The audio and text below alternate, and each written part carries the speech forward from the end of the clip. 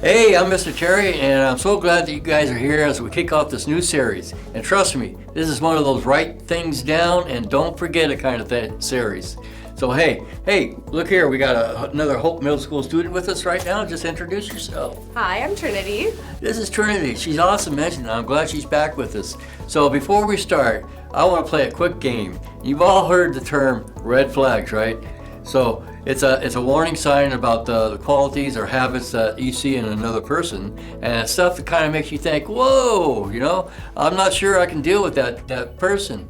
That feels like a red flag. So I'm going to share some statements, and if you think it's a red flag, I want you to say red flag. Okay. All right? So people just walk up and hug you. Unless I know them, that's a complete red flag. All right. So how about they like pineapple on pizza? Oh, I love pineapple on pizza, so I have to say that's not a red flag. All right, cool, man. They like ketchup on eggs. I don't know. I think that I'm in the middle for that. In the middle, all right. They don't like Chick-fil-A. Oh, that's a big red flag. I'm sorry, you gotta get out of here. All right, boom, you're out of here. They wear sneakers with no socks. That's disgusting. Red flag, red flag, Red flag. Okay. They're always poking you. That's a red flag. My friends do that a lot. Red flag. Okay. They use 1 million emojis on their texts. Red flag. Super annoying. I agree with you there. They wear sunglasses inside. They think they're Mr. Cool. That's a red flag. Red flag. All right. So some of these things, immediate red flags for me, right? Here's the deal. Most of the things on this list are silly red flags. The ones that show us whether we can expect respect from somebody else, those are critical to know, right? So those can help us to determine what's best for us, what's best for others, and what's best for God. And that's what God wants from us, right? We're diving into a series called Red Flags, Respect, and Relationships. And that's designed to help us navigate relationships in a way that honors God, others, and ourselves. We're going to be talking about the red flags that we want and need to notice and avoid, and the relationships that we need to kind of be careful with, right? Yeah. We hope you'll choose to stick with us because I believe church is one of the best places to talk about red flags, relationships, and respect. Now, we're going to talk a lot about desires throughout this series. And here's what I mean by that. The word desire just means the strong feelings of wanting to have something or do something. When I think someone is cute, I get that nervous feeling in my stomach when I talk to them. Like those butterflies that you get.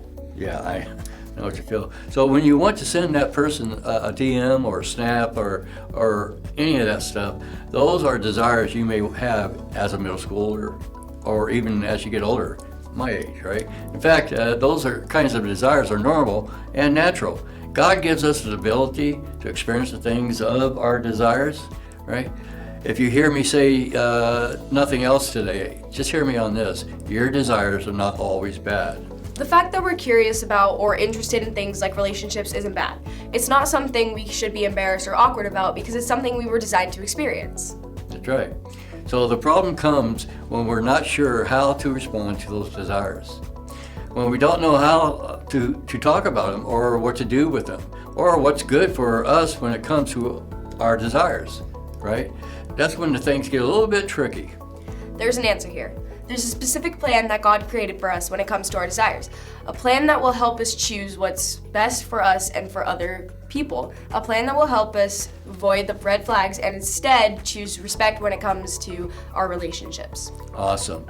So a long time ago, people who really love God wrote down all kinds of stuff about relationships that can help us still today. So that's where we're going to start right now. Today we're going to talk or look at something written in the Bible by an important guy named Paul.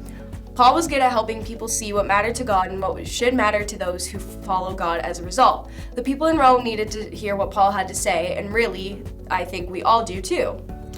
Paul's words can do a lot for us in a conversation about our God-given desires, right? So let's take a look at these.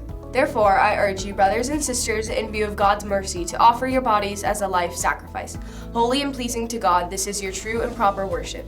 Do not conform to the patterns of this world, but be transformed by the renewing of your mind.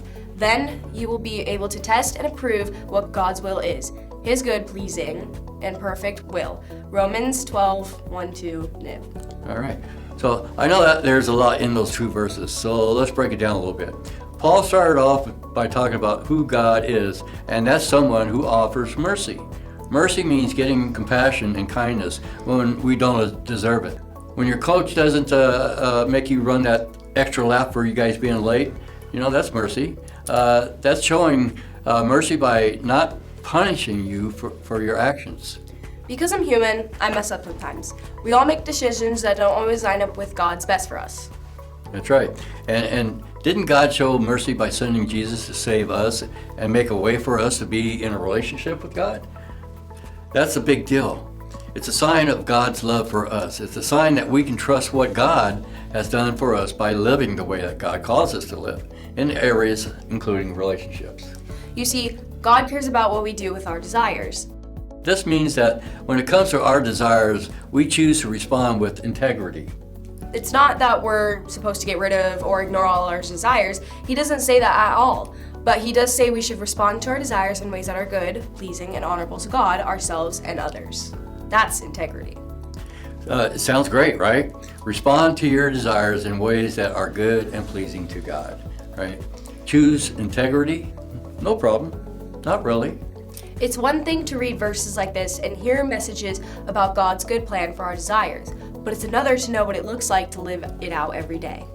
When we find ourselves curious to watch that YouTube video, or interested in dating that new kid at school, or wanting to send that picture on Snap, then what do we do? How do we respond to those desires in a way that honors God? Well, look back at the last part of Paul's letter here. We can start by renewing or changing our minds. The idea of renewing your mind means to see new things from a new or different perspective. So we can ask God to change the way we see the plan for our desires, to see the way that God sees our desires. We can pray for guidance to help and ask what's best for us. Be transformed by the renewing of your mind. Then you will be able to test and approve what God's will is, his good, pleasing, and perfect will. Romans 12:2, Niv. Now, we can ask for wisdom to help us see God's plan for our desires as good.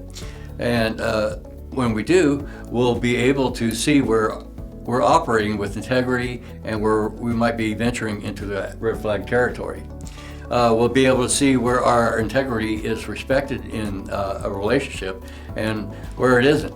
We'll be able to choose to respond to our desires with the integrity God calls us to. Because God cares about what we do. To help us know what this looks like in our real lives, we're going to break it down. Red flags. Start noticing them. All right. God's design is that we should always honor yourself, others, and God. Now that you know God has a plan, you can start to pay attention and to notice these things that push you towards something else. If you notice a response to your desires that doesn't line up with integrity, that's a red flag. Respect. Right now, you have a chance to set a standard for how you're going to respond to your desires, and how you act, what you look at, and what you think, and how you talk about things. You can decide to have integrity, you can decide to respect yourself and others. So maybe you made a decision to haven't honored God with your desires, or maybe you've even found yourself in situations that you didn't expect or ask for. The good news for all of us is that no matter what we choose or dealt with in the past, God invites us and cares about us and isn't judging us. Relationships. Share with the right people. So no matter how awkward you may feel about desires that you have, you can always choose to talk with a wise, trusted person in your life. They can help you set healthy boundaries and be a safe place to process struggles or questions that you might have about your desires. Your small group leader doesn't claim to be the expert on this topic, but I promise you that they have more experience and wisdom and insight than you think. And besides that they love you and want what's best for you when it comes to your desires and wants. Remember, God cares about you and what you do with our desires. That's why I hope you choose to respond with integrity. As we close, I want to say that there may be some of you who feel like the choice has been taken away from you. I encourage you to talk to a trusted adult or a parent or just a family member or a small group leader or a counselor about this. So I just thank you guys for being here today. I thank Trinity for helping me out with this today. So if there's anything that you heard that you liked on that thing, hit the like button. And if you want to receive these every week, hit that subscribe button. We love to have you be with us every week. And if you're in town, stop by Hope here. And we love to talk about Jesus with you. So we thank you, we love you, and peace out. Have a great week. Bye. Bye.